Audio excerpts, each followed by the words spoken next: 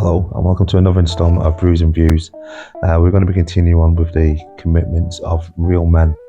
And this is all to do with we're using this as a mental health sort of angle, in order to make yourself feel happy and more fulfilled in life. These are some of the things I think men are missing, which is again the reason I keep emphasising this every time I do one of these, especially on this particular topic. That I feel like it's being watered down, and there are some people out there. I feel like I'm learning by doing these things as well, because I've obviously done some research into it, and I feel like it is useful. If you wasn't aware, especially if you come from a mixed up background, shall we say, there might necessarily have been a man around when you was younger to teach these things. You might just pick these things up as you go. So I'm hoping that this might help someone. It might help someone just pick up a few little tips here and there. But anyway, so we'll start off today. The seventh commitment of a real man, which is a real man is committed to his wife. So I'm going to start off this one with a quote from Franz Schubert, and basically it goes: "Happy is the man who finds a true friend, and far happier is he who finds a true friend in his wife." And I feel like that is so true, because your wife is the person you are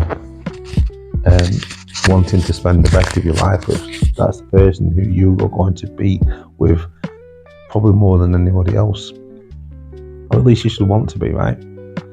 And in a family, a community, right? In a community, if you break down the community down to like the smallest part, it's the family. And in the family, the core of that family is the couple. And I know, like I said, I've come from a single parent family, but I know a lot of people who've grown up with mums and dads, and are still together. So let's focus on the positive.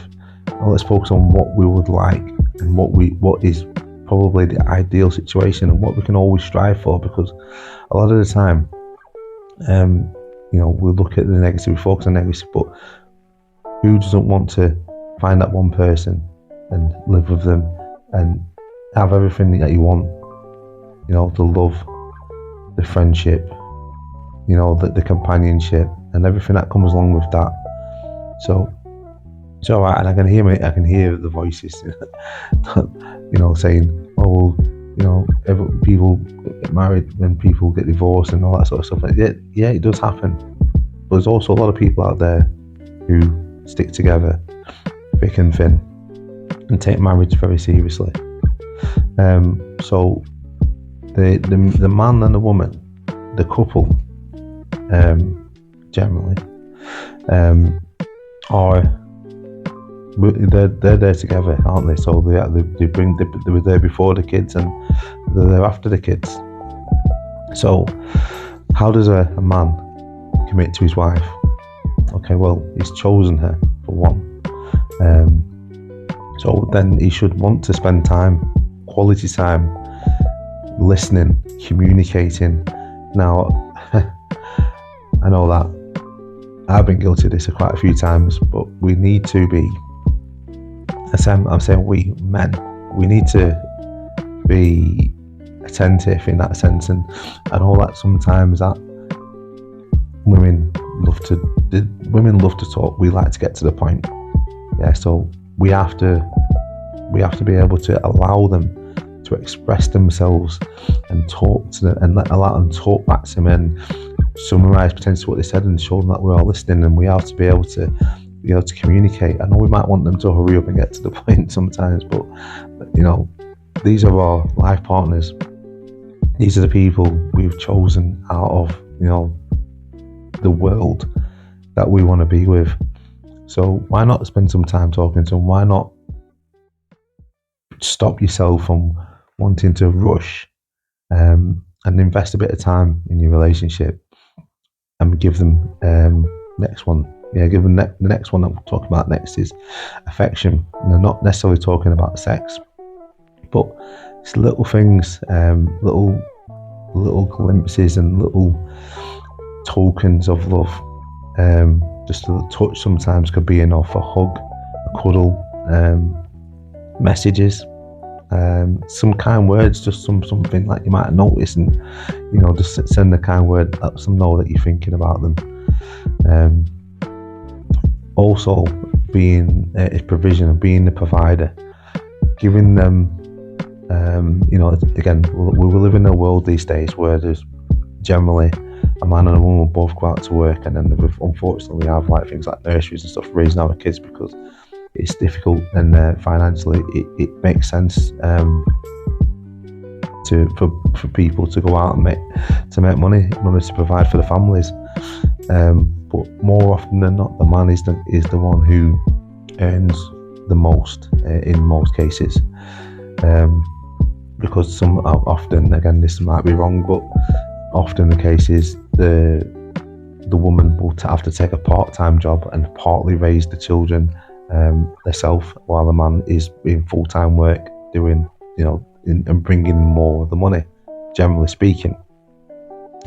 So be a provider and be that person who can provide for the family and give them what they need, and more if possible, just above the shelter, the basics of shelter, food and water and electricity and gas and whatever. So yeah, provision, that's number 2. Number 3, sex. Who doesn't like that? But again, speaking from a man's point of view, generally speaking, I don't feel like I'm guilty for this, but a woman is turned on in an emotional sense, I would say, first of all. So they'll need emotional, intimate bouts of sexual exploration. That one, I'll say that again. Emotional, intimate bouts of sexual exploration. Make of that what you will, but it works both ways. You have to be able to, there's times that when a woman will say, "Oh, I've got a headache" or whatever, but apparently men do this as well, withholding that, and then this is what potentially where the games start coming, and that's just potentially where your relationship is going wrong. And that's where you need to look at that and decide why and think about why you're doing these sorts of things. And it shouldn't, for a wife, and I think it says this, I think I read this in the Bible or the Quran, I can't remember what it was, but if it's a reasonable request, then it shouldn't really be denied. Again, as a couple, you behind closed doors, you should be able to explore your fantasies. You should be able to explore your sexuality, and whatever it is, it's between you and your partner. So just to wrap that up, I'm going to say that again because I quite like it. Emotional, intimate bouts of sexual exploration. There we go. Next one then, number 4, is support. Again, another one that goes both ways, but a real man is committed to supporting his wife in lots of ways, whether that be emotionally, financially, but also if in her goals and dreams and aspirations in life. You should be the number 1 cheerleader for her. If she wants to try something new, you should back her up. You should be that person who is there behind her, help and advice, and just basically being the man and being the support unit. Okay, we've got one more, fidelity. So fidelity, basically, women cheat as well, and it's probably just as much as men do, but I'm going to sum this one up in a sentence, and just an advice for men and women. But this is a series for men. Be driven by your commitment and not by your desire. Be driven by your commitment and not by your desire. Okay, that's it. So a quick reminder, you are loved, you are needed, and you're not alone. They say a happy wife is a happy life, but looking at this whole thing is from a mental health point of view. If your home isn't happy, the wife isn't happy, you're not happy, you have to look at that. The answer might be something really simple. You might just need to talk about something. There might be something on everybody's mind that there's an elephant in the room you're not talking about. Get it out in the open.